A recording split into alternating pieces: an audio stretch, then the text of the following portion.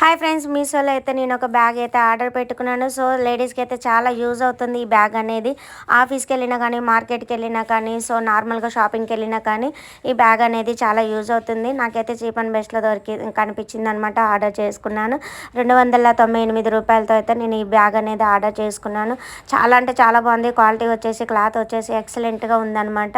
అందుకోసమే మీతో షేర్ చేసుకుంటున్నాను. లోపల ఇంకా 2 బ్యాగులు కూడా ఉన్నాయి. అండ్ ప్యాకప్ 3 అనమాట. కోంబోలో తీసుకున్నాను ఈ బ్యాగ్ అనేది.